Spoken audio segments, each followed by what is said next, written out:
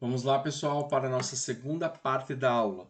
No finalzinho da primeira parte, eu comentei com vocês sobre o documento de concepção de projeto, retomei, mostrei para vocês no site da UNFCCC os formulários, como você consegue encontrá-los e ver as informações que precisam, além de ter indicado um livro que passa mais informações, passa mais detalhes para vocês. Aí também tem a validação, vou retomar com vocês, que faz parte do ciclo. Ela tem a função de assegurar que vai ser transparente e eficiente as atividades relacionadas ao projeto MDL. Então, as entidades operacionais designadas, elas vão validar as atividades do projeto e vão fazer uma verificação se vai ser efetivamente reduzido os gases de efeito estufa ou se vai ser capturado no ar. Então, essa é a segunda etapa do ciclo, é uma avaliação da atividade do projeto e ela vai ser referenciada no documento de concepção do projeto. E ela vai ser elaborada por uma ELD que vai ser selecionada e contratada pelos participantes do projeto. O detalhe é que essa ELD ela tem que ser credenciada no Conselho Executivo. Então, existe uma exigência nas normas brasileiras que essa EOD ela seja plenamente estabelecida no território nacional e ela tem que ser capacitada para garantir que vão se cumprir os requerimentos exigidos pela legislação nacional, pela legislação brasileira. Aí também tem a etapa de aprovação, que antes de ser efetivada a validação do documento de concepção no projeto, a entidade operacional designada vai ter que encaminhar um relatório de validação para que seja aprovado pela AND, que é a Autoridade Nacional Designada. Então, já comentei isso com vocês. Quem que é no Brasil que faz isso? É a Comissão Interministerial de Mudança Global do Clima, CIMGC. Então, para aprovação, a AND ela vai se responsabilizar pela implantação da atividade do projeto de MDL em cada país. Então, vai ocorrer o quê? A emissão de uma carta. Eu vou mostrar para vocês os modelos. E vai declarar que a participação foi voluntária. Beleza? Que esse projeto vai contribuir para o desenvolvimento sustentável. Aí também tem um registro no Conselho Executivo. Então, essa é uma aceitação formal, como eu falei para vocês anteriormente. Entre aspas, né, o processo vai existir, o projeto vai existir efetivamente depois dessa etapa.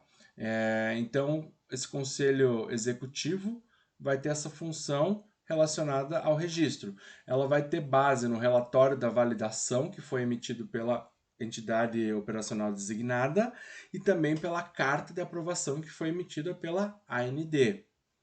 Aí todo esse processo pode levar até uns 2 meses para ser concluído. Também vou passar para vocês uma tabelinha bem legal que mostra isso, um pouco dos prazos ali. Mas isso também vai levar 2 meses se a documentação estiver completa. Além do registro, tem que se fazer uma verificação e certificação, também por uma entidade operacional designada, que tem que ser diferente da anterior, da EOD anterior. Então, a verificação é um processo que vai fazer auditorias e vai verificar se está ocorrendo a remoção dos gases de efeito estufa ou a redução da emissão. Então, ela tem que ser diferente, como eu falei, daquela EOD que validou o documento de concepção do projeto. E a certificação vai ser o quê? Uma garantia por escrito que foi atingido o nível de redução em determinado período de tempo, que a gente viu lá. A empresa pode pedir um período de tempo de 10 anos ou de 7 anos, renovando para mais 2 ciclos no mesmo período de tempo. Aí, no final, aquilo que se deseja são as reduções certificadas de emissão, as RCEs. Então, o Conselho Executivo é quem vai fornecer. Ela vai receber todos os relatórios de verificação, todas as etapas anteriores vão ser finalizadas, então vai ser solicitado para esse conselho que vai emitir a RCE, que é o crédito de carbono, tão desejado para todo mundo. Equivalente às quantidades verificadas de redução dos gases. Né? Lembre-se que o CO2 é a nossa referência, mas outros gases também é feita uma comparação, pelo que a gente viu na aula anterior. Então lembre-se lá que nós vimos o potencial de aquecimento. Então nós vimos isso que compara ali, por exemplo, o metano com o CO2. Aí vai ser realizado um registro desse projeto. Esse registro é a aceitação formal dele pelo Conselho Executivo. Então, assim que se cumpriu todas as etapas anteriores, pode-se obter esse registro, que pode se levar uns 2 meses, desde que a documentação esteja toda ok. Então, vai-se obter as reduções certificadas de emissão, as RCEs, e elas têm que conter informações. Dentre as informações estão um único número de série. Além disso, vai ter o período de compromisso para o qual essa RCE é emitida. 10 anos, não, 7 anos. Qual é o período de compromisso? A parte da origem, que vai conter um código de 2 letras para cada país, que vai ser definido pela norma pertinente. Aí vai dizer qual que é o tipo da RCE. Florestamento, larga escala, pequena escala, são as informações que vão ter que conter. E a unidade, que vai ser relativa ao período de compromisso identificado e a parte de origem. Então, são algumas informações que vai ter, além do identificador do projeto. Então, você pode estar se perguntando, nossa, um monte de passo, um monte de etapa, demora quanto tempo para eu conseguir? Eu tenho aqui minha empresa, eu quero iniciar o processo, quanto tempo eu vou conseguir levar? Então, do livro que eu recomendei para vocês na primeira parte da aula, a autora passou uma tabela bem interessante. Então, tem as etapas, os prazos de uma forma teórica e na prática, quanto tempo demora. Então, vai se fazer uma elaboração da metodologia. Na teoria e na prática, se leva umas 8 semanas. A aprovação da metodologia. Na teoria, 4 meses. Na prática, pode levar mais de um ano. A elaboração do documento de concepção do projeto. Teoricamente, mais 6 semanas. Na prática, 10 semanas. Então, o comentário de todas as partes interessadas, que são os stakeholders, teoricamente 4 semanas, mas na prática pode levar de 6 a 8. Aprovação pela Autoridade Nacional Designada, AND, 2 meses, mas na verdade vai depender dos requisitos dessa AND. A validação do projeto, tanto na teoria quanto na prática, de 6 a 8 semanas. O registro do projeto em torno de 8 semanas e na prática vai depender da decisão do Conselho Executivo. O monitoramento tem que ser feito contínuo pela empresa que vai operar, né, o MDL. Ele tem que ser feito e mostrado os relatórios, né, para efetivamente se confirmar que tem as auditorias também que são feitas, e a verificação e a certificação é feita 1 ou 2 vezes por ano, tá? Tanto na teoria quanto na prática. Então, e o custo, professor? Muito caro para fazer isso? Não é barato. Por isso que depois surgiu aqueles projetos de pequena escala, para favorecer um pouco aqueles que não teriam condições, as pequenas empresas, que não poderiam arcar com os ônus necessários. Então, a autora também fez uma tabela, colocou uma tabela que eu achei bem interessante, porque ela coloca os custos. Então, as etapas, atividades que serão desempenhadas e os custos. Então, por exemplo, ali, a preparação e análise do projeto. Então, vai ser feita uma avaliação técnica inicial do risco, vai dar entre 5 mil e 25 mil. Então, tem um projeto de pequena escala e de larga escala. A preparação do documento, né? Ela chama de PDD porque ela está se aproximando do inglês na nomenclatura. Mas na prática, em português, quero dizer, nós chamamos de DCP, que é o documento de concepção do projeto. Então, ali, ó, o plano de monitoramento vai de 10 a 55 mil. A elaboração de uma nova metodologia até 100 mil. Um detalhe, não tem um R cifrão, é só um S, então esse valor está em dólares. Então, até 100 mil dólares. Ali em cima, 5 mil a 25 mil dólares. O processo de validação, ó, de 10 mil a 40 mil. Autorização pela AND, não tem custo. Ao menos alguma coisa não tem custo, né? Registro no conselho executivo, ó, de 5 mil a 30 mil dólares. O contrato, ó, de 10 a 20 mil dólares, vai fazer a contratação de consultores. O monitoramento do projeto vai de 5 a 10 mil por ano. Verificação e certificação, 15 a 25 mil.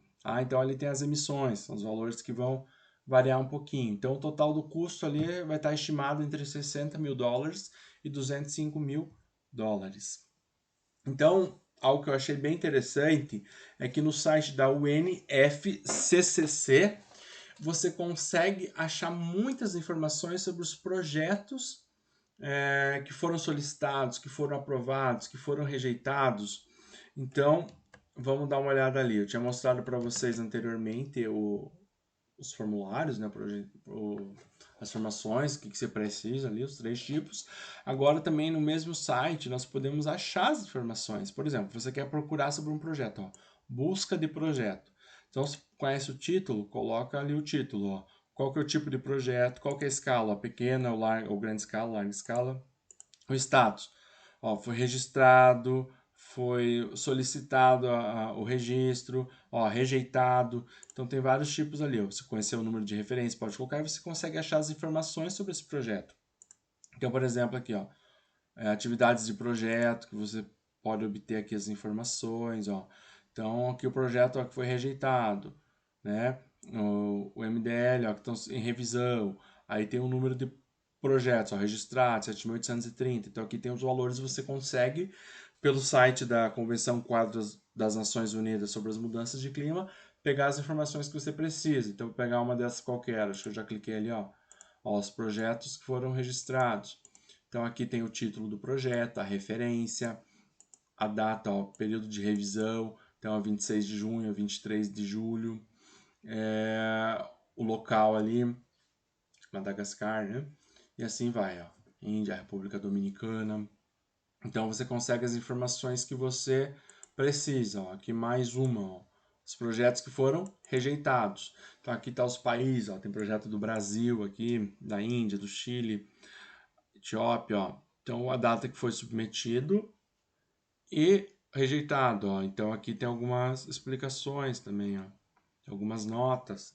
Então dá para acompanhar, ver de repente cometer um erro para não cometer o mesmo erro. Aí aqui eu achei muito interessante porque você consegue, ó, conhecendo o projeto, você consegue achar as informações sobre eles, ó. Esse projeto ele é no Brasil. Então aqui tem, ó, o DCP, tem o termo da requisição do registro, tem ali ó, a carta de aprovação, então tem as informações ó, do Brasil, do país mais envolvido, no caso que é a Holanda, né? Ó, é um projeto de larga escala. Um outro projeto que nós temos aqui ó, é de aterros, tá? Então, a energia de gás de aterros sanitários, é um projeto Lara em Mauá, Brasil, tá?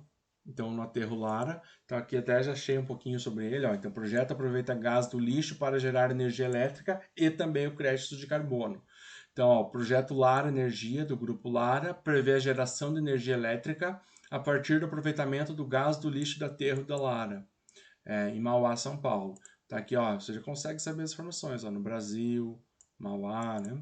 Então, vamos abrir alguns documentos, deixa eu fechar o outro ali.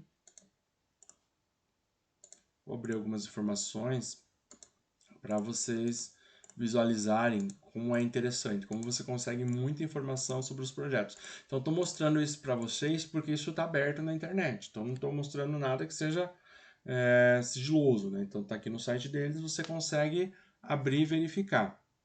Então, aqui, ó, no caso, ó, o DCP do projeto. Em inglês vai ser o PDD, né? Então, aqui é um formulário, aí vai ter o título do projeto, atividade, a versão, aqui ó, a data, né, que ele foi completo ali, 10/12 de 2013, a participação, o projeto participante, o país que vai ser feito, no caso Brasil. Então tem bastante informação, ele é muito rico em informações, ó. Tem questões geográficas, tem muitas informações ali, o que se propõe a fazer. Então você consegue ver, ó, a cidade, põe mapas ali, então tem muita informação. São 75 páginas. Estou aqui na página 7. Claro que eu não vou mostrar tudo. É só para vocês analisarem que existe essa possibilidade de conseguir as informações. Ó, então o registro do projeto, no caso aqui a EOD, né, que foi responsável. Então tem o nome, o título do projeto, o setor que ele vai ser feito, tá? A validação, as informações. Então as informações tem aqui para você também. Ó, essa aqui é interessante, ó. A carta, ó. Então, do Brasil, né, República Federativa do Brasil. Quem que faz isso? Eu falei para vocês que no Brasil é a Comissão Interministerial da Mudança Global do Clima, CIMG. Então aqui, ó, a carta de aprovação para quem? Para a Lara, Cogeração e Comercialização de Energia. Aqui, ó, o projeto participante, né? A EOD, ó, qual que é a EOD? A data, ó, 2006, em maio. Então aqui, ó, o presidente, né, da CIMGC, falando as informações, falou que foi ratificado, ó, participação voluntária, ó, participa voluntariamente do MDL, que em inglês é CDM. Tá? Então fala as formações ali, tem assinatura no caso do presidente, né? Do ministro ali. Aqui acho que é a mesma coisa. Então aqui a aprovação da participação voluntária. Então no caso aqui, ó da Holanda, né? Do outro país ali que vai ser envolvido. Aqui acho que é da Suíça. Não, da Holanda é a mesma carta. Aqui tem as informações do outro país, aqui, ó. As informações da Suíça, tá nos países envolvidos. Então é muito interessante isso, porque você pode ver modelos. Então quer fazer, olha que um projeto que já foi feito, ver todas as informações necessárias. Isso pode te ajudar para minimizar os erros, para que você tenha um projeto com uma qualidade efetiva, que tenha uma chance de aprovação maior. Então, bem legal isso. Eu gostei muito de ter essas informações na internet. Achei bem interessante e bem proveitoso para a gente consultar. Então, nessa parte da aula agora, nós vamos falar um pouquinho sobre o mercado de carbono. Então, o que é o mercado de carbono? Eu vou passar para vocês uma definição, né? O mercado de carbono é o local para essas transações financeiras. E nisso vai incluir todos os arranjos institucionais e os sistemas de política. Então, na prática, o que? O comércio, né, de redução de certificado de emissões, as RCEs. Ou seja, vai ser a compra e a venda dos créditos de carbono. Então, essa comercialização ela não pode ser feita de qualquer maneira. Ela tem que obedecer às leis de mercado entre as instituições financeiras. Então, ela pode ser envolvida em empresa pública, empresa privada ou governo, tanto federal, estadual como municipal. Eles podem ser envolvidos no mercado. Então, usualmente se divide em duas categorias, que é o mercado de cotas, para aqueles países que são obrigados a cumprir as cotas, e o mercado de voluntariados, países que voluntariamente entraram que ratificaram o protocolo de Kyoto e que podem vender pelo MDL, que é o terceiro mecanismo de flexibilização. Então, o mercado de negociação de cotas é configurado para quem? Para atender as metas de redução de emissões. E o outro é o mercado de negociação voluntária, que é uma transição voluntária de redução de emissões. Então a empresa quer participar porque ela pode querer dizer que ela tem responsabilidade social, fazer uma... Então a compra pode ocorrer depois da obtenção ou antes. Porém, tem que se analisar o risco de se comprar antes. Então, se for comprado antes de obter a RC, a empresa já pode vender? Pode, mas quem está comprando vai estar assumindo um risco. Você não sabe se a aquisição dos certificados vai ser efetivamente conseguida, essas quantidades vão ser garantidas, né? Então você não tem o parecer final. Porém, a vantagem é essa, que você vai pagar um preço menor, mas você tem um risco maior. Então, você pode obter a RC pelos dois meios ali que eu falei, né? Por vários meios, tá? Então, quais são os meios de se conseguir comprar? Então, você pode comprar diretamente do detentor de crédito de carbono. Então, eu tenho os créditos, posso vender para determinada empresa. Pode existir uma negociação intermediária, terceiros que são envolvidos nesse projeto, ou existem as bolsas de crédito de carbono, parecido com a ideia de bolsas de valores, são as bolsas de valores, né? Então, no caso aqui, ó, a Bolsa de Valores, Mercadorias e Futuros, BMF. Tá?